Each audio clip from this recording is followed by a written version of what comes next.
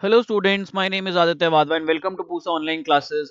तो last class के अंदर हमने अच्छा खासा टॉपिक किया था, काफी अच्छी देर की क्लास चली थी, वो 1 घंटे की लगभग लगभग। अब हमें जो एक टॉपिक करना, जो कि मैंने आपको लास्ट क्लास में भी बताया था, that is under valuation and over valuation of opening and closing stock. I guess मेरे को यहाँ पर ये तो बताने की जरूरत नहीं है कि ओपनिंग स्टॉक क्या चीज होती है और क्लोजिंग स्टॉक क्या चीज होती है। स्टॉक बेसिकली बिजनेस का माल। अब बिजनेस के माल की हमारी वैल्यूएशन होती है। वैल्यूएशन कौन करता है? वैल्यूएशन कई बार कंपनी करती है, कई बार हम थर्ड पार्टी से करवाते हैं, वैल्यूअर से। तो यहां पर अंडर वैल्यूएशन और ओवर वैल्यूएशन कैसे इफेक्ट करती है, आओ देखते हैं। तो हमारे को क्वेश्चन में क्या दिया होगा ना, क्वेश्चन में हमें डेटा दिया होगा जैसे पिछले क्वेश्चन में दिया था। नीचे बस एक एडजस्टमेंट होगी, during the year 2016 the opening stock was over valued bye इतना, या फिर the closing stock was under valued bye इतना। तो चार केसेस बन सकते हैं हमारे। अब होता क्या है, ओवर वैल्यूएशन और अंडर वैल्यूएशन में प्लस करना है या माइनस करना है? सर ये रटवाओगे क्या? नहीं, रटवाऊंगा नहीं। बाकी टीचर्स ट्रस्ट नहीं रटवाते हैं, मैं आपको लॉजिकली बताऊंगा, और वो भी आपके क्लास 11 से रिलेट करके। अगर आप लोगों को ध्यान हो तो 11th क्लास में आपने एक चैप्टर किया था फाइनल अकाउंट्स। तो उस चैप्टर के अंदर आप क्या करते थे? उस चैप्टर के अंदर आप लोग यहां पर ट्रेडिंग एंड पीएनएल अकाउंट बनाते थे। तो ट्रेडिंग एंड पीएनएल अकाउंट में क्या क्या होता था, let's just see. Trading and PNL account. अब यहां पर देखो, हम लोग क्या करते थे ना, हम लोग ट्रेडिंग, ऊपर ट्रेडिंग अकाउंट बनता था और नीचे हमारे पास पीएनएल अकाउंट बनता था। तो हमें पीएनएल तक जाने की भी जरूरत नहीं, हमारा ट्रेडिंग से ही काम चल जाएगा। ये हमारी डेबिट साइड हुआ करती थी, ये हमारी क्रेडिट साइड हुआ करती थी। डेबिट साइड पर हमारे सारे खर्चे आते थे, इस साइड पर मेरे सारे एक्सपेंसेस होते थे, और क्रेडिट साइड पर मेरे पास सारी मेरी इनकम्स होती थी। अब सर इनकम और एक्सपेंसेस तो होते थे, क्लोजिंग स्टॉक और ओपनिंग स्टॉक, ना तो ये एक्सपेंस और ना ही ये इनकम है, तो करते क्या थे इसका? मैंने कहा सबसे पहले ये आइडेंटिफाई करो, ये आते किस साइड पर थे। तो आपने कहा सर जब हम डेबिट साइड बनाते थे तो हमारी सबसे पहली आइटम क्या होती थी?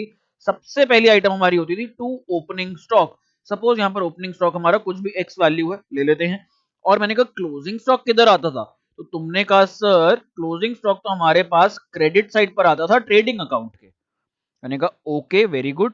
तो यहां पर हमारे पास क्लोजिंग स्टॉक आया, और कहां आता था क्लोजिंग स्टॉक? और सर एसेट्स में आता था क्लोजिंग स्टॉक। ओके, वहां पर भी आता था, बट अभी हमें वहां पर नहीं जाना, अभी हमें सिर्फ यही फोकस करना है। तो अब यहां पर एक चीज समझो, ओपनिंग स्टॉक आपका डेबिट साइड है, डेबिट साइड पर ओपनिंग स्टॉक है और डेबिट साइड पर ही एक्सपेंसेस है। तो क्या हम ओपनिंग स्टॉक को एक्सपेंस मान सकते हैं? बिल्कुल मान सकते हैं सर, जब डेबिट साइड एक्सपेंस वाली साइड है और ओपनिंग स्टॉक वहां पर आ रहा है, तो ये हम इसको एक्सपेंस मान सकते हैं। सिर्फ मानो मत मेरे कहने पे, जब हम कॉस्ट ऑफ गुड सोल्ड का भी फॉर्मूला निकालते थे, सीओजीएस का, तो उसके अंदर भी हम लोग ओपनिंग स्टॉक लेते थे। यानी कि ये जो सी से कॉस्ट होता है, कॉस्ट के अंदर हम ओपनिंग स्टॉक को इंक्लूड करते थे। तो यानी कि opening stock is my expense and opening stock is my cost. तो ये कॉस्ट का पार्ट होता है, एक्सपेंस का पार्ट होता है, डेबिट साइड पर है, इसको हम कॉस्ट मान के चलेंगे। क्लोजिंग स्टॉक हमारे पास क्या होता है? ये इनकम का पार्ट होता है, क्योंकि क्रेडिट साइड पर हम लोग क्या लेते हैं? सारी की सारी इनकम्स। अब एक चीज सोचना, अगर मेरा ओपनिंग स्टॉक ओवर वैल्यूड है, दैट मीन्स अगर मेरा ओपनिंग स्टॉक यहां पर ओवर वैल्यूड है, तो इसका क्या मतलब हुआ? मेरे एक्सपेंसेस ओवर वैल्यूड है। एक्सपेंसेस ओवर वैल्यूड है, तो इसका क्या मतलब हुआ? जो मेरा प्रॉफिट होगा वो कम होगा, जो मेरा प्रॉफिट कैलकुलेट होकर के आएगा वो कम आएगा, जो कि गलत बात है। अगर अब मेरा प्रॉफिट कैलकुलेट होकर के कम आ रहा है, तो मेरे को उसको सही करना पड़ेगा। तो यानी कि अगर मैं यहां पर आप लोगों के लिए एक बॉक्स बनाऊं, यहां पर हम लोग ना एक बॉक्स बनाते हैं फटाफट से, और बॉक्स के अंदर देखते हैं हम कैसे इसके अंदर प्लस माइनस की ट्रीटमेंट्स करेंगे। तो let's just see over here. यहाँ पर हम लोग अपने कॉलम्स बनाएंगे, तो हमारे पास 3 बाय 3 का बनेगा ये। चलो देखते हैं फटाफट से 3 बाय 3 में क्या क्या आएगा हमारे पास। इस टेबल को आप लोग मेरे साथ साथ अपने अपने रजिस्टर्स में बना लेना। अब यहां पर पहला मैं केस लिख रहा हूं, ओपनिंग स्टॉक। यहां पर हम लोग ले रहे हैं ओपनिंग स्टॉक, नीचे हम लोग ले रहे हैं यहां पर क्लोजिंग स्टॉक। फिर हम लोग ऊपर जो हेडिंग्स में ले रहे हैं, हम लेंगे यहां पर ओवर वैल्यूएशन, और हम एक केस लेंगे अंडर वैल्यूएशन। तो ये जो हमारा बॉक्स है, हमारा जो ये मैट्रिक्स है, हमें पता लग जाएगा भाई। अगर मैं यहां पर बात करूं, इस कॉलम में अगर मैं बात करूं, ये वाले इसमें बॉक्स में, तो इस बॉक्स के अंदर मैं किस चीज की बात कर रहा हूं? इस बॉक्स में मैं बात कर रहा हूं यहां पर इन दो चीजों की, यानी कि over valuation of opening stock. तो over valuation of opening stock के केस में देखो, हमने ओपनिंग स्टॉक यहां पर ओवर वैल्यू किया, ओवर वैल्यू की वजह से मेरे एक्सपेंसेस बढ़ गए, एक्सपेंसेस बढ़ने की वजह से मेरा प्रॉफिट कम हो गया, जो कि गलत है। ओवर वैल्यूएशन का मतलब है कि कोई स्टॉक हमारे पास 15,000 रुपए का था और हमने उसकी वैल्यू 20,000 डाल दी यहाँ पे, तो यानी कि 5,000 से फालतू का खर्चा बढ़ा दिया। खर्चा बढ़ाने के बाद 5,000 से मेरा प्रॉफिट कम हो गया, तो मेरे को ये 5,000 ऐड बैक करने पड़ेंगे ताकि मेरा प्रॉफिट ठीक से शो हो। तो over valuation of opening stock को हम लोग क्या करते हैं, प्लस करते हैं। अब यहां पर आप लोगों के लिए एक ही आइटम, चारों में से सिर्फ एक भी याद कर लोगे ना तो भी आपका काम चल जाएगा। कैसे? Over valuation of opening stock plus होगा और over valuation of closing stock obvious सी बात है ऑपोजिट साइड पर है तो माइनस होगा। Again under valuation of opening stock minus और ये प्लस। ये याद करने का तरीका, ये रटने का तरीका जो कि हमारे लिए इजी होगा। देखो चीजें रटो तो ऐसे रटो कि सामने वाला कभी कुछ पूछ ले, ओए ये कैसे किया, तो आपको आंसर आना चाहिए। सामने वाले को ये ना लगे आपको सिर्फ रटा हुआ है आपने और आपको इसके पीछे का लॉजिक नहीं पता। हमेशा पीछे का लॉजिक जरूर रखो, सामने वाले को बताओ इसका आंसर ये है। अगर सामने वाला पूछे कल को कि भाई क्यों है, इसके पीछे लॉजिक क्या है, तो आपको ये लॉजिक पता होना चाहिए। तो ये टेबल आई होप आप लोगों को समझ में आ गई। अब मैं बाकी तीनों चीजें मिटा रहा हूं जो अभी हमने लिखी हैं और अब मैं आपको लॉजिकली दिखाता हूं ये चीज। तो आ जाओ लॉजिकली देखते हैं अब हम लोग। I hope over valuation of opening stock का आपको पता लग गया। अब मैं बात करता हूं एक बार यहाँ पर under valuation of opening stock. तो मैं यहाँ पर रब करता हूं चीजें ये। अब हम अंडर वैल्यूएशन का केस लेते हैं। चलो, जो हमारा ओपनिंग स्टॉक है अगर तो ये अंडर वैल्यूड है, यानी कि मैंने अपने एक्सपेंसेस कम दिखाए हुए हैं, तो यहां पर ओपनिंग स्टॉक अगर मेरा अंडर वैल्यूड है दैट मींस मेरे एक्सपेंसेस कम शो हो रखे हैं, जिस वजह से मेरा जो प्रॉफिट है वो ज्यादा आ रखा है। ज्यादा प्रॉफिट दिखाना गलत बात है क्योंकि प्रॉफिट मेरा है ही नहीं, तो गलत है ज्यादा प्रॉफिट दिखाना, हमें इसे कम करना पड़ेगा। तो that means under valuation of opening stock के केस में हम लोगों को माइनस करना पड़ेगा। क्या माइनस करना पड़ेगा? जितने से वो अंडर वैल्यूड है। आगे बढ़ते हैं हम लोग। आगे कहता है हमारे को क्लोजिंग स्टॉक की बात करते हैं। तो मेरा क्लोजिंग स्टॉक मेरे को किस साइड पर दे रखा है? ये मेरे को दिया हुआ क्रेडिट साइड पर। तो क्रेडिट साइड यानी कि इनकम वाली साइड। अगर तो मेरा क्लोजिंग स्टॉक ज्यादा है यानी कि ओवर वैल्यूड है, क्लोजिंग स्टॉक की वैल्यू मैंने ज्यादा दिखाई हुई है, व्हाट डज दैट मीन? इसका मतलब है मैंने अपनी इनकम ज्यादा दिखाई हुई है और इनकम ज्यादा होने की वजह से मेरा प्रॉफिट भी ज्यादा आएगा, जो कि गलत है। मैंने एक्स्ट्रा प्रॉफिट दिखा रखा है तो ये नहीं होना चाहिए यहाँ पर। ये ना हो यहाँ पर, इसलिए हमें over valuation of closing stock को क्या करना पड़ेगा? माइनस करना पड़ेगा। सर अगर इसका ऑपोजिट केस हो तो क्लोजिंग स्टॉक अगर अंडर वैल्यूड हो तो क्या करेंगे? मैंने कहा लो देख लो, अगर हमारा क्लोजिंग स्टॉक यहां पर अंडर वैल्यूड है दैट मींस मेरी यहां पर इनकम अंडर वैल्यूड है। इनकम मैंने कम दिखाई है, इनकम कम दिखाई है तो यानी कि मैंने प्रॉफिट भी कम हुआ होगा, प्रॉफिट भी कम दिखाया गया होगा। तो वहां पर हमें प्रॉफिट बढ़ाना पड़ेगा और प्रॉफिट को सही लेवल पर लेकर आना पड़ेगा। उसके लिए हमें यहां पर under valuation of closing stock को क्या करना पड़ेगा? प्लस करना पड़ेगा। तो under valuation of closing stock हमारे पास यहां पर प्लस हो जाएगा। आई होप आपको ये समझ में आया है। अभी इसके आगे क्वेश्चंस आएंगे, बट क्वेश्चंस करने से पहले इसके जो क्वेश्चंस आ रहे हैं वेटेड एवरेज मेथड में आ रहे हैं, बट ये सिंपल एवरेज में भी आ सकते हैं। ऐसे भी क्वेश्चंस होंगे जहां पर सिंपल एवरेज के अंदर ओवर वैल्यूएशन और अंडर वैल्यूएशन दिया होगा। अब यहां पर हमारे पास एक टॉपिक है वेटेड एवरेज प्रॉफिट मेथड। ये टॉपिक भी मैं आपको इसी वीडियो में आज खत्म करा दूंगा ताकि हम नेक्स्ट वीडियो में अपना नया मेथड शुरू करें गुडविल की वैल्यूएशन का। तो वेटेड एवरेज मेथड क्या कहता है? वेटेड एवरेज प्रॉफिट के अंदर देखो वेट्स का क्या मतलब होता है, हम क्या करते हैं, हम ना यहाँ पर ईयर्स लिखते हैं। ईयर्स लिखे 1 2 3 4 सपोज, फिर मैंने यहाँ पर प्रॉफिट्स लिखे। तो जब मैंने प्रॉफिट्स लिखे, सपोज मैंने लिखा 90,000, फिर मैंने लिखा 2 लाख रुपए, फिर मैंने सपोज लिखा यहाँ पर 2.5 लाख रुपए और फिर मैंने यहाँ पर लिख दिया 2,60,000 रुपए। हम लोग ना इनको वेट्स असाइन करते हैं। अब वेट्स क्यों असाइन करते हैं? देखो कई बार, अब मैं आपको एक एग्जांपल लेता हूँ। विराट कोहली इंडिया का बहुत अच्छा बैट्समैन है। विराट कोहली अगर जिम्बाब्वे के अगेंस्ट अगर विराट कोहली 200 रन मार जाए वनडे मैच में या 100 रन मार जाए T20 मैच में, आप कहोगे कोई बड़ी बात नहीं है, आपको इतनी खुशी नहीं होगी। बट यही विराट कोहली अगर ऑस्ट्रेलिया के अगेंस्ट 100 रन भी मार जाए, 70 रन भी मार जाए, 80 रन भी मार जाए, आपको बहुत खुशी होगी। आप कहोगे क्या प्लेयर है यार, क्या वर्ल्ड क्लास प्लेयर है, ऑस्ट्रेलिया जैसी धाकड़ टीम के आगे इतने रन मार गया।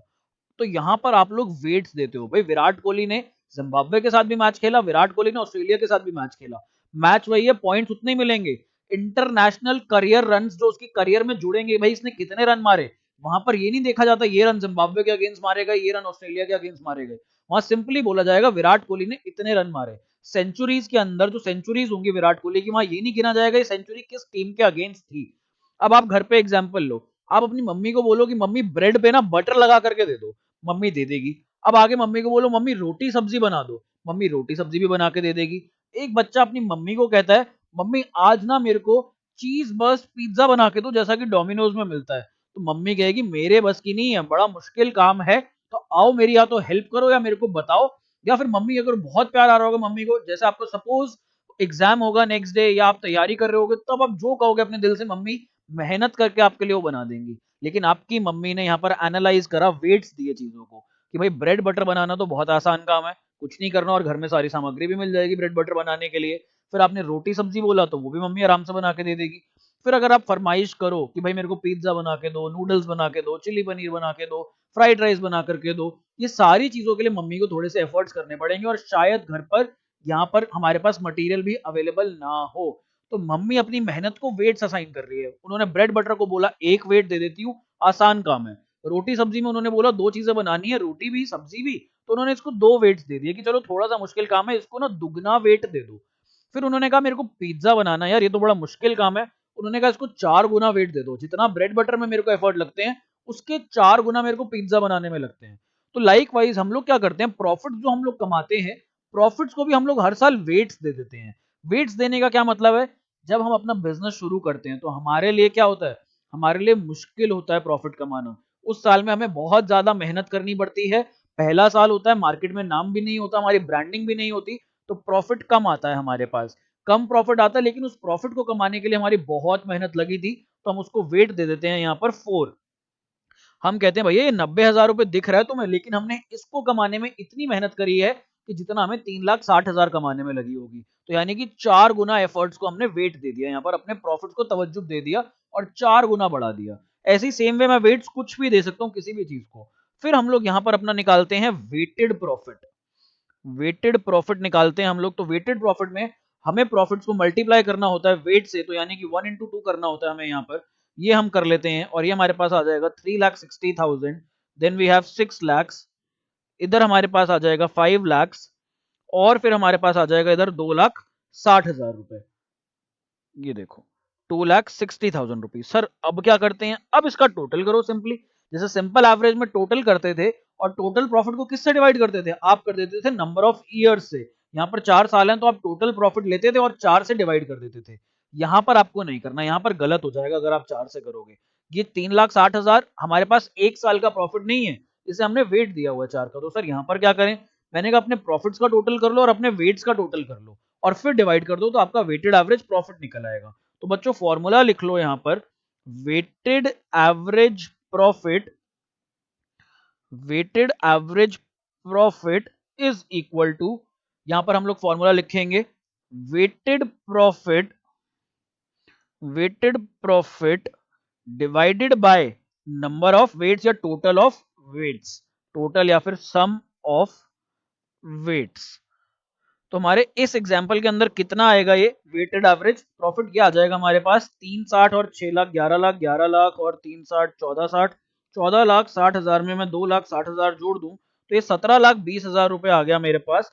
और जो हमारे वेट्स आ रहे हैं यहाँ पर 4 और 3 7, 7 और 3 10, तो हमारे पास यहाँ पर वेटेड एवरेज प्रॉफिट 17,20,000 को हम लोग डिवाइड करेंगे 10 से, तो हमारा वेटेड एवरेज प्रॉफिट आ गया 1,72,000। ये हमारा वेटेड एवरेज प्रॉफिट है। सर गुडविल कैसे आएगी, कुछ भी नहीं, गुडविल का फॉर्मूला लिख लो। गुडविल के अंदर आ जाएगा weighted average profit, same formula है, weighted average profit multiplied by number of years purchased. तो यहां पर हम इसको मल्टीप्लाई कर देंगे, तो हमारा ये गुडविल का फॉर्मूला बन गया। एज सिंपल एज दैट, कुछ भी नया नहीं आएगा इसके अंदर, बस एक एडजस्टमेंट जुड़ गई हमारे पास, कौन सी, ओवर वैल्यूएशन और अंडर वैल्यूएशन वाली, और फॉर्मूला में बस एवरेज प्रॉफिट की जगह वेटेड एवरेज प्रॉफिट आ गया। काफी सिंपल है, प्रैक्टिस करोगे तो आपको फॉर्मूलाज देखने भी नहीं पड़ेंगे। अब सर इसके अंदर एडजस्टमेंट्स होती हैं क्या, मैंने कहा बिल्कुल होती हैं एडजस्टमेंट। तो सर हम एडजस्टमेंट टेबल बनाते थे पहले, इसमें भी बनाएंगे क्या, बिल्कुल बनाओगे आप एडजस्टमेंट टेबल, क्यों नहीं बनाओगे इसके अंदर एडजस्टमेंट टेबल। तो सर कहां पे एडजस्टमेंट्स करेंगे, हम वेटेड प्रॉफिट निकालने के बाद एडजस्टमेंट्स करेंगे या फिर पहले हम प्रॉफिट्स के अंदर एडजस्टमेंट कर लें इधर, उसके बाद फिर वेट से मल्टीप्लाई करें। मैंने कहा थोड़ा सा दिमाग लगाओ, यहाँ पर मेरे को पॉज करो और खुद सोचो, पहले प्रॉफिट में से एडजस्टमेंट करना चाहिए या फिर प्रॉफिट को 4 गुना मल्टीप्लाई करके एक प्रॉफिट की फिगर निकालें उसमें से एडजस्टमेंट करें। सर, जब साल भर में नुकसान या एबनॉर्मल लॉस या गेन हमारे एग्जिस्टिंग प्रॉफिट में से हो रहा है तो उसको वेट से मल्टीप्लाई करके उसके बाद थोड़ी ना माइनस करेंगे, हम तो अभी माइनस करेंगे। सपोज मैंने साल में 90,000 कमाए, भले ही जितना मर्जी एफर्ट लगाना हो 90,000 कमाने में, लेकिन अगर इसके अंदर एबनॉर्मल लॉस था कोई 5,000 रुपए का, तो एबनॉर्मल लॉस 90,000 में ही जोड़ूंगा ना, 3,60,000 में थोड़ी ना 5,000 जोड़ूंगा, ये तो ना इंसाफी हो जाएगी।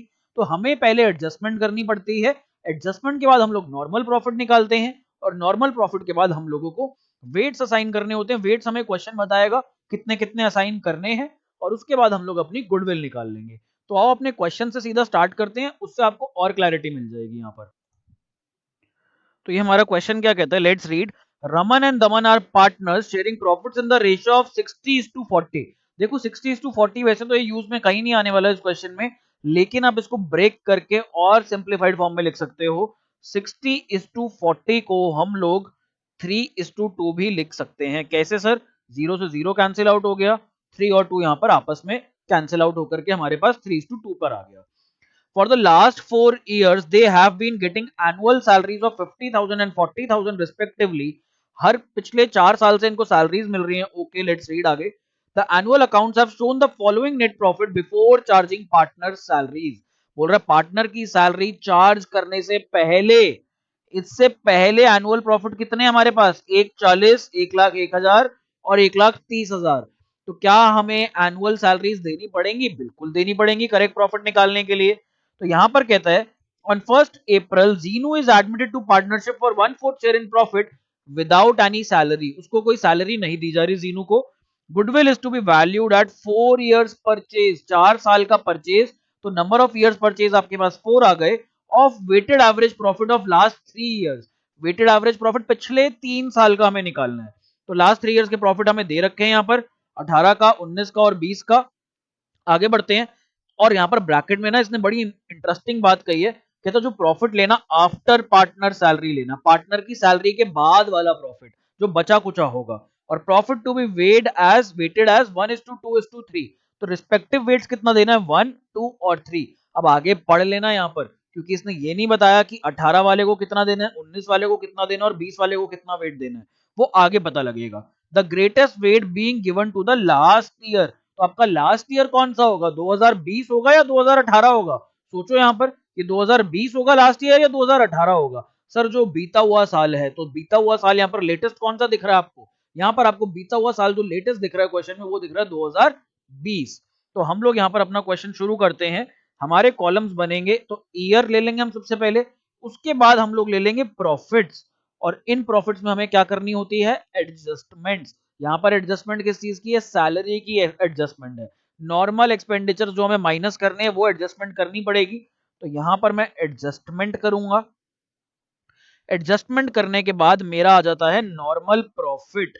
अब सर वेट्स का क्या करें? मैंने कहा वेट्स के लिए फिर एक और टेबल बनानी पड़ेगी, एक टेबल में तो काम होगा नहीं। मैं चाहूं तो एक टेबल के अंदर काम कर सकता हूं, बट आप लोगों की एग्जाम शीट हो चाहे रजिस्टर शीट हो, उसके ऊपर ये सारे कॉलम्स आ नहीं पाएंगे। और बुक में भी हमारे पास 2 टेबल्स बन रही है, तो हम लोग वही अप्रोच फिर फॉलो करते हुए चलते हैं, कंसिस्टेंसी रखेंगे हम लोग। तो यहाँ पर हमारे पास सबसे पहला ईयर है 2020, फिर हमारे पास है यहाँ पर 2019, देन वी हैव 2018। तो हमारे पास प्रॉफिट कितना कितना था इन सालों में? इन 3 सालों में हमारे पास था 1,30,000 रुपए, देन वी हैड 1,01,000, उसके बाद था हम लोगों के पास 1,40,000 रुपए। और एडजस्टमेंट क्या थी? एडजस्टमेंट हमें ये जो सैलरी दे रखी है 50,000 और 40,000, हर साल में ये लेस करनी है। तो ये लेस करूंगा तो यानी कि 90,000 इन ईच ईयर, 90,000 मेरे को हर बार माइनस करनी है। तो 90,000 हम यहाँ पर माइनस कर देंगे। नॉर्मल प्रॉफिट्स कितने कितने आ जाएंगे हमारे पास, हम लोग देख लेते हैं। 40,000, यहाँ पर हमारे पास 1,01,000 में से हम माइनस करेंगे 90,000, तो 11,000, और फिर हमारे पास यहाँ पर आ जाएगा 50,000 रुपए, 50,000। तो ये हमारे नॉर्मल प्रॉफिट्स आ गए। सर अब एक और टेबल बना लो फटाफट से। एक और टेबल चलो, तुमने कहा तो मैं बना लेता हूँ। ईयर, फिर उसके बाद हमारा नॉर्मल प्रॉफिट, उसके बाद हम लोग यहाँ पर वेट्स असाइन करेंगे, और ये हमारा आ गया यहाँ पर वेटेड प्रॉफिट। तो 4 कॉलम्स हमारे लिए बहुत है। ईयर, फिर यहाँ पर हमारे पास नॉर्मल प्रॉफिट जो हमने पीछे निकाला, नॉर्मल प्रॉफिट को हम लोग वेट्स असाइन करेंगे और वेट्स असाइन करने के बाद हमारे पास यहां पर आ जाएगा वेटेड प्रॉफिट। तो चलो जी अपने ईयर्स लिख लेते हैं 2020, 2019 और 2018। नॉर्मल प्रॉफिट हमारा कितना कितना आया था, 40, 11 और 50। तो 40,000, 11,000 और हमारे पास यहाँ पर आ गया 50,000। वेट्स कितने कितने असाइन करूं सर? वेट्स क्वेश्चन ने क्या बोला था? क्वेश्चन ने बोला था कि लास्ट ईयर को ग्रेटेस्ट वेट दो। तो 1, 2 और 3 में से ग्रेटेस्ट क्या है? 3 होगा ग्रेटेस्ट। तो यहाँ पर लास्ट ईयर को मैं 3 दे देता हूँ, फिर मिडिल वाले को 2 और हमारे पास जो 2018 है उसको 1। अब हमें वेटेड प्रॉफिट के लिए ये वाला कॉलम जो है 1 और ये जो कॉलम है 2, इनको हमें आपस में मल्टीप्लाई करना है। 1 मल्टीप्लाइड बाय 2, देखो कितनी कितनी वैल्यूज आएंगी। ये आ जाएगा हमारे पास 1,20,000, फिर हमारे पास आ जाएगा 22,000 रुपए और उसके बाद हमारे पास आ जाएगा 50,000 रुपए। अब इसका आप टोटल लिख लोगे, यहाँ पर टोटल हमारे पास कितना आ रहा है, लेट्स सी। एक 20 में 50 जोड़ेंगे तो एक 70, 1,92,000। अब आपको यहाँ पर सिर्फ और सिर्फ वेटेड प्रॉफिट का टोटल नहीं करना होता, आपको साथ में क्या करना होता है, आपको साथ में वेट्स का भी टोटल करना होता है। तो वेट्स का टोटल आ रहा है यहाँ पर 6। तो हमारे पास यहाँ पर गुडविल कितनी आ जाएगी? देखो गुडविल के लिए मैं क्या करूंगा, मैं लिखूंगा यहाँ पर weighted average profits multiplied by number of years purchase. और नंबर ऑफ ईयर्स परचेज हम देख लेते हैं क्वेश्चन में हमारे पास कितना है। तो सबसे पहले वेटेड एवरेज प्रॉफिट, इसके लिए 1,92,000 डिवाइडेड बाय 6। मैंने सीधा वेटेड एवरेज का फॉर्मूला गुडविल के फॉर्मूले में ही डाल दिया। मल्टीप्लाई करेंगे नंबर ऑफ ईयर्स परचेज से, और वो हमें क्वेश्चन में गिवन है number of years purchase. Let's just see, हमने कहीं ना कहीं अंडरलाइन करा होगा, ये रहा 4 ईयर्स परचेज। तो ये 4 ईयर्स परचेज से मेरे को यहाँ पर मल्टीप्लाई करना है, मल्टीप्लाइड बाय 4। अब यहाँ पर इसकी आप लोग कैलकुलेशन कर लो, 1,92,000 divided by 3 and multiplied by 2, this comes out to 1,28,000। और ये मेरी गुडविल है under weighted average profit method. देखो कितना सिंपल है, अभी तो सिर्फ एक सिंपल एडजस्टमेंट आई थी, अब आगे और एडजस्टमेंट्स आएंगी। तो आओ आगे और क्वेश्चन देखते हैं हम लोग।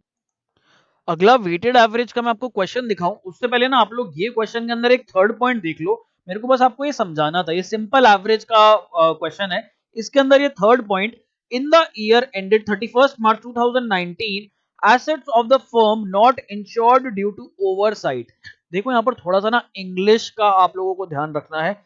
कई बच्चों को ये स्टेटमेंट समझ में आ गई होगी, कई बच्चों को दिक्कत आई होगी। मेरे को भी दिक्कत आती थी जब मैं ये पढ़ता था अपने टाइम पर। तो यहां पर मैं आपको बस समझाना चाहता हूं इस लाइन का मतलब क्या है। कहता है in the year ended 31st March 19, 31 March 2019 के ईयर एंड वाले साल में assets of the firm were not insured due to oversight. Oversight का मतलब होता है भूल गए। ओवरसाइट का मतलब होता है हमने देखा नहीं, हमने अनदेखा कर दिया, ध्यान नहीं दिया। तो फर्म के एसेट्स को कई बार कंपनीज इंश्योर करवा लेती हैं, उनका इंश्योरेंस करा लेती हैं। जैसे कि मशीनरी होती है, प्लांट होता है, हमारे पास बिल्डिंग का भी इंश्योरेंस होता है। अब जो ताज ग्रुप है, आग लगी थी, आपको याद होगा 26/11 इंडिया की हिस्ट्री में बहुत इंपॉर्टेंट डेट है। 26/11 को जहां पर जो आग भी लगी थी और जहां पर अटैक हुआ था हमारे पास, उस अटैक में ताज होटल डिस्ट्रॉय हो गया था। तो क्या ताज होटल को खुद पैसा भरना पड़ा था उसको रिकंस्ट्रक्ट कराने का या सही कराने का? नहीं, उन्होंने इंश्योरेंस ले रखा था। तो इस साल के अंदर हम लोग इंश्योरेंस कराना भूल गए। भूल कैसे गए? अनदेखा हो गया, ओवर साइटेडनेस हो गई। तो उस चक्कर में हम लोग भूल गए और इंश्योरेंस का प्रीमियम था 15,000 रुपए। तो हमें ये 15,000 रुपए नॉर्मल लॉस की तरह या नॉर्मल एक्सपेंस की तरह 2019 वाले साल में से यहां से माइनस करना पड़ेगा। बस मैं यही समझाना चाहता था इस एडजस्टमेंट में। आओ अब वेटेड एवरेज की और क्वेश्चंस हम लोग देख लेते हैं। अभी तक हमने एक किया है, दो क्वेश्चंस में आपको और। तो ये देखो हमारा क्वेश्चन क्या कहता है, calculate goodwill of the firm on the basis of 3 years purchase. 3 years purchase of the weighted average profit of the last 4 years। तो यानी कि पिछले 4 साल का प्रॉफिट और 3 साल का number of years purchase. The profits of the last 4 financial years were, पिछले 4 साल के जो प्रॉफिट्स थे वो गिवन है हमें यहाँ पर, 17 का, 18 का, 19 का और 2020 का, पिछले 4 साल के। तो अब हम लोग आगे देखते हैं। The weights assign to each year are, 17 को हमने एक वेट दिया, 18 को हमने दो, एंड सो ऑन, 2020 को हमने 4 का वेट दे दिया। You are supplied with the following information. अब हमें नीचे कुछ इन्फॉर्मेशन दे रखी है। सबसे पहली एडजस्टमेंट देखते हैं हम लोग। फर्स्ट एडजस्टमेंट के अंदर कहता है ऑन 1 अप्रैल 2017, 1 अप्रैल 2017 को, यानी कि यहाँ पर फाइनेंशियल ईयर की बात कर रहा है, 1/4/17 से लेकर के 31/3/18 इस साल के दौरान a major plant repair was undertaken for ₹10,000। एक प्लांट का रिपेयर किया गया 10,000 रुपए का। अब आप लोगों को पता है प्लांट का जो रिपेयर होता है वो कहां पर जाता है, वो हमारे पास जनरली पीएनएल अकाउंट के अंदर जाता है, हमारे डेबिट साइड में, पीएनएल अकाउंट के डेबिट साइड में चला जाता है, यानी कि एक्सपेंस होता है। Which was charged to revenue, revenue में चार्ज किया गया, यानी कि पीएनएल अकाउंट में चार्ज किया गया। The said sum is to be capitalise for goodwill calculation. कह रहा है जो ये सम है, जो ये खर्चा किया है 10,000 रुपए का, इसको कैपिटलाइज करने की जरूरत है, इसको कैपिटलाइज करना पड़ेगा। अब जिन बच्चों ने मेरे साथ एनपीओ नहीं करा अभी तक यहाँ पर, जिनके स्कूल्स में सीधा पार्टनरशिप से स्टार्ट किया गया, उन लोगों को मैं फर्क बताता हूँ रेवेन्यू एक्सपेंडिचर और कैपिटल एक्सपेंडिचर में। तो आपके जो एक्सपेंडिचर होते हैं आपके दो तरीके के होते हैं, एक होता है आपका रेवेन्यू और एक होता है आपका कैपिटल। सर फर्क क्या है दोनों में? देखो मेरे पास 10 लाख रुपए पड़े हैं, 50,000 रुपए का तो मैं फ्यूल भरवा लेता हूँ और 9.5 लाख रुपए की मैं गाड़ी ले लेता हूँ।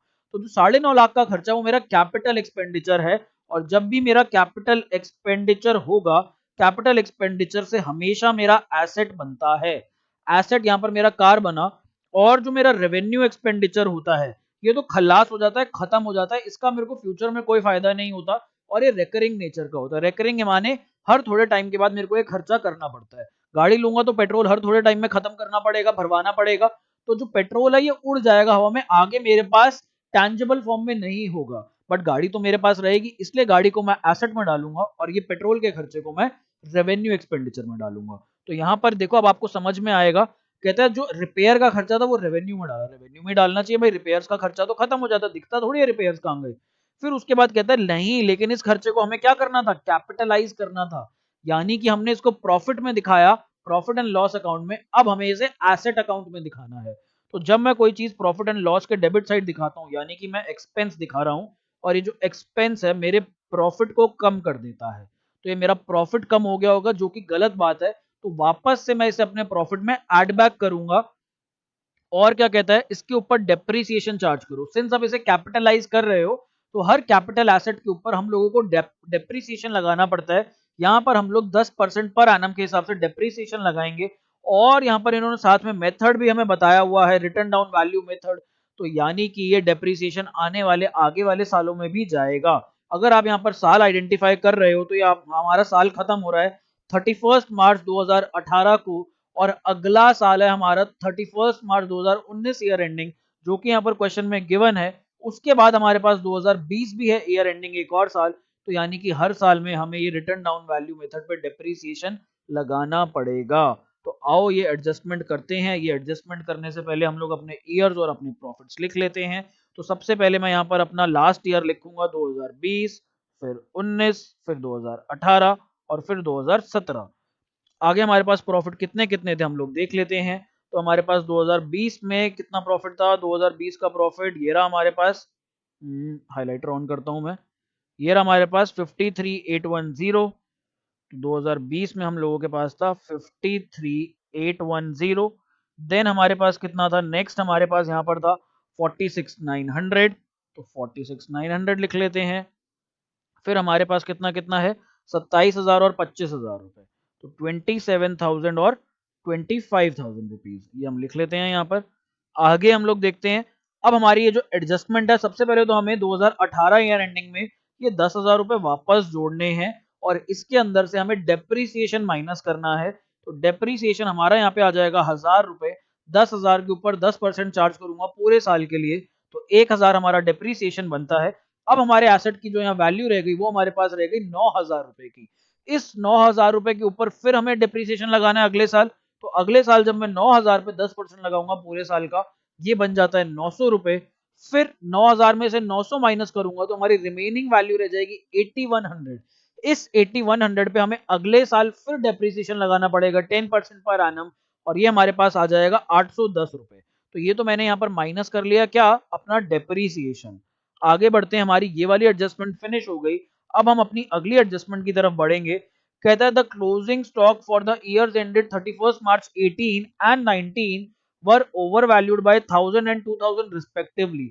अरे सर अभी तो आपने टेबल बनवाई, अभी तो आपने बताया कि over valuation of closing stock या फिर under valuation of closing stock या फिर ओपनिंग स्टॉक के साथ भी, ये दोनों केसेस, इन केसेस में क्या करना होता है। मैंने कहा मैंने आपको ये सब बताया। अब यहाँ पर एक बच्चा क्या करेगा, बोलता है sir over valuation of closing stock. मैं जाऊंगा, आपने जो टेबल बनवाई उसके अंदर मैं वो टेबल देखूंगा और मैं उस टेबल में से अपना आंसर निकाल लूंगा। तो over valuation of closing stock की आप बात कर रहे हो सर, यानी कि ये वाला क्वाड्रेंट, इसके अंदर आपने बताया हुआ माइनस होगा। तो मैं, वो बच्चा क्या करेगा, वो जाकर के यहाँ पर over valuation of closing stock 2018 में 1000 रुपए से ओवर वैल्यूड था और 2019 में 2000 रुपए से ओवर वैल्यूड था, ये करके आ जाएगा, जो कि पार्शियली करेक्ट है बट कंप्लीट नहीं है। यहाँ पर आप लोगों ने थोड़ा सा दिमाग आपको अपना लगाना पड़ेगा।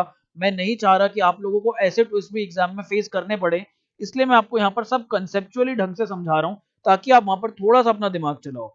अब यहाँ पर आप लोगों को दिमाग क्या चलाना पड़ेगा, एक चीज सोचो, 2018 का जो क्लोजिंग स्टॉक होगा वो 2019 का क्या बन जाएगा, ओपनिंग स्टॉक बन जाएगा। 2000 2018 के अंत में अगर मैं यहाँ पर एक नंबर लाइन बनाऊं, यहाँ पर मैं चलता हूं 2017 और ये मैं आ गया यहाँ पर 2018, तो हमारा जो ये फाइनेंशियल ईयर है, यहाँ पर हमारे पास क्लोजिंग स्टॉक आ जाएगा इसी डेट पर ना, सेम डेट पर। ये हमारे पास है 31 मार्च और जस्ट इसके नेक्स्ट डे हमारा नेक्स्ट अकाउंटिंग ईयर शुरू हो जाता है। तो यहाँ पर हमारे पास यही जो फिगर होती है यहाँ पर, वही हमारी एक साल की क्लोजिंग स्टॉक हो जाती है और अगले साल की ओपनिंग स्टॉक बन जाती है। तो यानी कि अगर आप क्वेश्चन के अंदर एडजस्टमेंट देखोगे, दिखाने को इन्होंने एक एडजस्टमेंट दिखाई हुई है बट एक्चुअली में यहाँ पर दो एडजस्टमेंट्स हैं। तो एक तो हमारे पास closing stock was over valued by 1000 दे रखा है, सबसे पहले हमने ये तो निपटा लिया, बट हमें यही चीज अगले साल में क्या ले जानी है, opening stock was over valued. और opening stock was over valued के केस में हमें क्या करना होता है, हमें सब्ट्रैक्ट करना होता है, माइनस करना होता है। तो जो हमारा ओपनिंग स्टॉक ओवर वैल्यू हुआ है, सॉरी ऐड बैक करना होता है हमें उस केस में। तो जो हमारा ओपनिंग स्टॉक ओवर वैल्यू किया गया है, ओपनिंग स्टॉक को हम ऐड बैक कर देंगे अगले साल में। तो यानी कि ये 1000 रुपए जो यहाँ पर क्लोजिंग स्टॉक था, इधर आके हमारे पास ओपनिंग स्टॉक बन गया और ये जो 2000 रुपए हमारे पास क्लोजिंग स्टॉक था 2019 का, ये 2020 का हमारे पास क्या बन जाएगा, ये हमारे पास ओपनिंग स्टॉक बन जाएगा।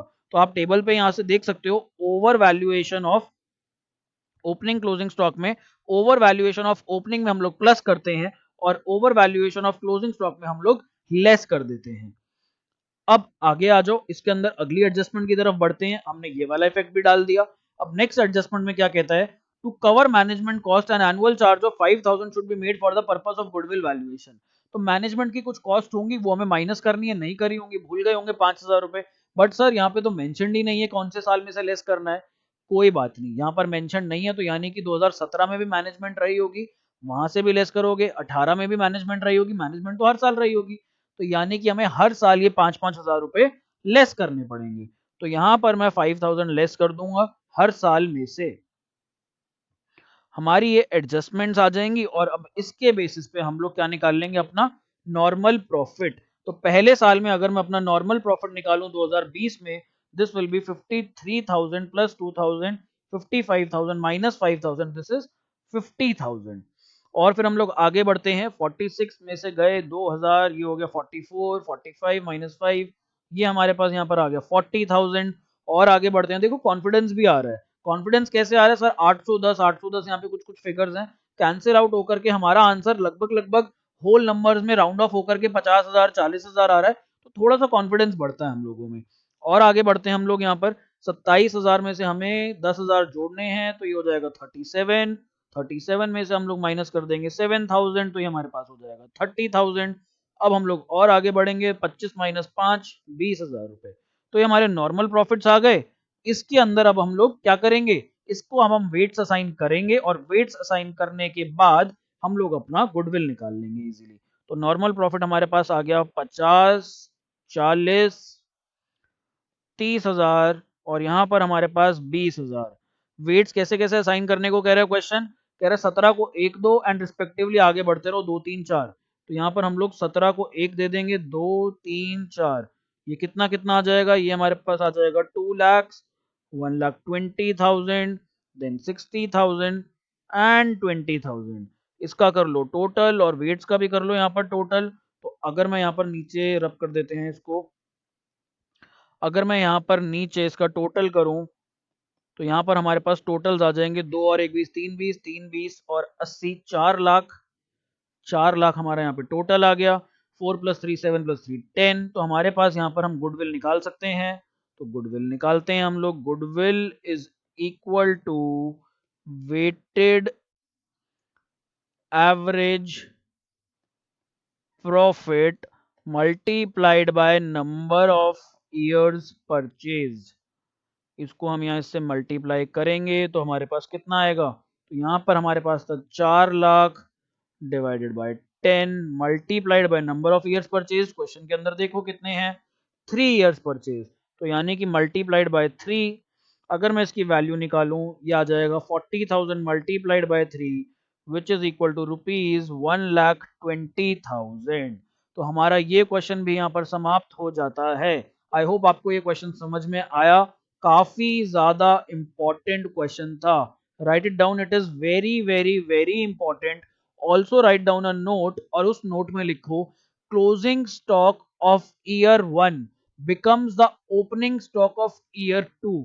कहीं पर आप ये नोट डाल लो। एक साल का जब क्लोजिंग स्टॉक होता है, जो वो जब हम अगले साल की तरफ बढ़ते हैं तो वो उसका ओपनिंग स्टॉक बन जाता है। ये नोट्स प्लीज अपने रजिस्टर्स में आप लोग डाल लो यहाँ पर। तो इस वीडियो में बस इतना ही। अब हम नेक्स्ट वीडियो के अंदर मिलेंगे। फाइनली अब हम लोग अपना सुपर प्रॉफिट मेथड शुरू करेंगे। और सुपर प्रॉफिट मेथड हमारे पास बहुत छोटा सा मेथड है। फिर हमारे पास कैपिटलाइजेशन है। तो आपका मेजर पार्ट खत्म हो गया। लगभग लगभग अगर मैं बोलूं, आपका 70% से 75% ऑफ द चैप्टर कवर हो चुका है यहाँ पर। अब आपके जो बहुत छोटे छोटे क्वेश्चन है वो आपको तंग नहीं करेंगे, बड़े मजेदार और इजी क्वेश्चन है। So see you in the next video. Bye bye, take care, अपना ध्यान रखें, अपने आसपास सबका ध्यान रखें। See you.